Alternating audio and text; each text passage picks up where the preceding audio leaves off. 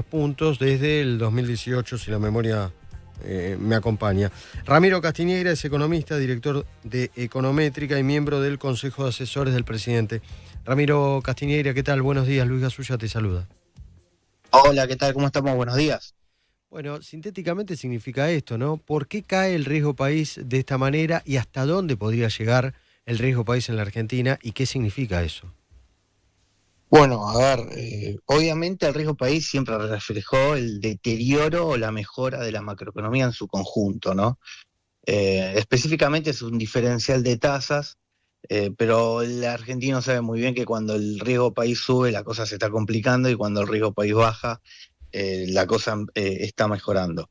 Bueno, después de la gestión de Alberto Fernández, que fue un desastre económico directamente, y no lo digo yo, lo dice el riesgo país que llegó a 3.000 puntos, y el déficit fiscal en su extremo llegó a un déficit total de 15 puntos del PBI, que es equivalente a 90.000 millones de dólares, para que tomemos dimensión. Es decir, necesitas 2 préstamos del FMI para cubrir un solo año de gobierno de Alberto Fernández, particularmente el último, toda la plata gastada en la bicicleta financiera, para que te des idea de lo que estábamos hablando. Bueno, el reviente de las reservas y todo lo que ya sabemos, y principalmente el colapso económico sumado a los 300% de inflación que dejó el plan Platita. Todo eso durante el 2024 se buscó corregir y se logró el famoso déficit cero, después se logró la emisión cero y después se logró la brecha cero, que bueno, ahora la brecha está en el 10%, pero todo eso resume un gran trabajo durante el año de principalmente evitar lo que la Argentina estaba a la puerta de una hiperinflación con un solo error de más y no se cometió.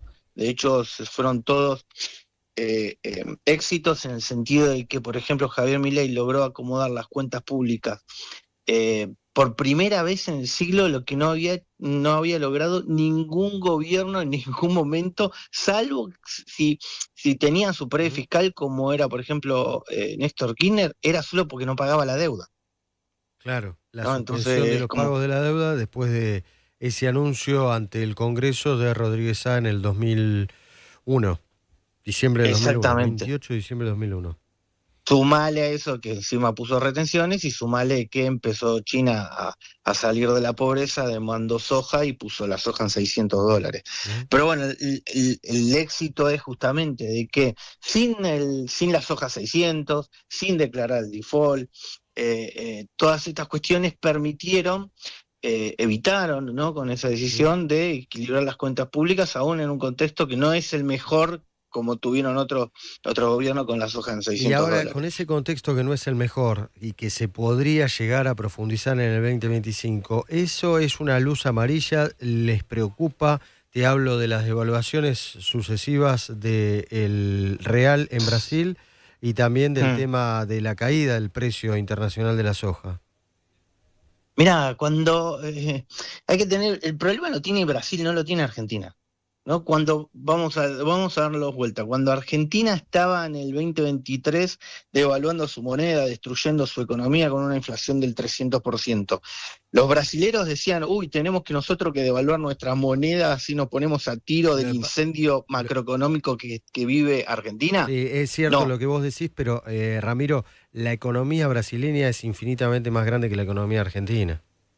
Bueno, llevámoslo, por ejemplo, a la situación de Uruguay, donde Uruguay es 1.000 veces más chica que Brasil, unas cuantas veces más chica que Argentina, y no obstante, vive en el medio de los dos, y no obstante, aún con la crisis argentina, ellos no devaluaron, aún con la crisis brasilera, ellos no devalúan. No. ¿Por qué? Porque el problema lo tenía Argentina y el problema lo tiene Brasil, no lo tiene Uruguay. En El- consecuencia de esto, porque no es menor el punto, No, porque si claro, la no moneda pareciera uruguaya que es más fuerte, por lo menos lo fue durante muchos años, que el peso argentino.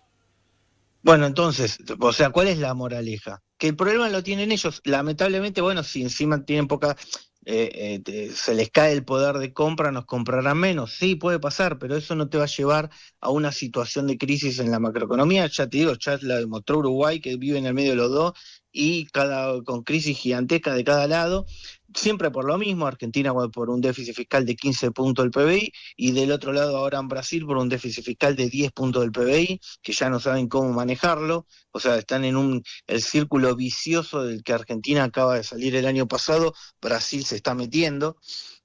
¿No? De aumentar el gasto público, después como todo lo tapaban con deuda, acá lo tapábamos con las LELIQ, bueno, los intereses de la deuda empiezan a crecer de manera desmesurada, acá eran la bola de las LELIQ, bueno, toda la misma dinámica que se vio en Argentina por intentar tapar el déficit fiscal con deuda pública, al margen de si le emite el Tesoro o el Banco Central. Ramiro, el 2025, ¿cómo la Argentina, bueno, con este camino es mucho más factible, es mucho más sencillo, logrará atraer inversiones que generen empleo? A ver, para que lleguen las inversiones, ¿no? Primero tienen que invertir los argentinos en Argentina, no van a venir a invertir los extranjeros si no invierten los argentinos. Es decir, vos vas a tener confianza, el extranjero va a decir, primero necesita reglas civilizadas, que se entiendan, ¿no? La globalización globalizó la forma de hacer macroeconomía. Si vos tenías cepo de Hyde y controles de precios, viene un extranjero y dice, no, yo no sé jugar ese juego. Ahora, si la macroeconomía es libre, como en el resto de los 200 países o los 80 países de Occidente civilizados, yo ahí sí sé jugar. Ahora, si Argentina tiene la regla de Cuba, yo no sé jugar en la regla de Cuba. En consecuencia, Argentina lo que está haciendo ahora es poniendo las reglas económicas del mundo de Occidente civilizado, salir de esos estándares que teníamos de copiar a Cuba, de copiar a Venezuela, poner las reglas civilizadas y en simultáneo también sanear las cuentas públicas para no estar desesperado por el ahorro de terceros para financiar al Estado, ¿no? Acá vimos cómo Argentina tuvo 2 décadas de socialismo siglo XXI, donde expropió a propios y extraños, expropió a los propios, ¿no? En 2002 se expropiaron depósitos, en 2008, 2009 se expropiaron las AFJP, en 2012 se expropió YPF, es decir, vos fíjate que se expropiaban ahorros, empresas, o sea, fue una forma de que Argentina, cuando se metió en el famoso socialismo del siglo XXI, obviamente eso hace que nadie quiera invertir en Argentina porque ¿para qué vas a volcar plata si total después te va a expropiar el propio Estado? Claro. O primero el desarme de todo eso del socialismo del siglo XXI, que arrancó del primer día. Y después ahora en simultáneo el desarme de la Argentina corporativa, de la economía cerrada que tiene la Argentina, que también, ¿no? Del famoso capitalismo de amigos. Vos fíjate que estamos saliendo del socialismo del siglo XXI de las últimas 2 décadas y del capitalismo de amigos del último siglo. Sí, eso es así, es un tema. Cómo crear una burguesía también nacional fuerte y que apueste por el país, ¿no? Y que no la gire afuera. Que bueno, por todos estos temas históricos, ¿no? Fue sucediendo, porque no solo la giraron los grandes inversores, los grandes empresarios, sino también la clase media si tenía un peso. Sí, no me gusta diferenciar entre clase media, clase baja. La Constitución es una sola y el DNI es uno solo. No me gusta hacer esas diferenciaciones. Y la única realidad también fue que el que compró dólares durante los últimos 2 décadas es directamente un patriota porque evitó que le expropien los ahorros, que hoy esos ahorros pueden llegar a financiar en un contexto de libertad el crecimiento de los argentinos. Vos fíjate que el que apostó antes finalmente el Estado le expropió un total de 120.000 millones de dólares, cuando uno hace la suma de las expropiaciones.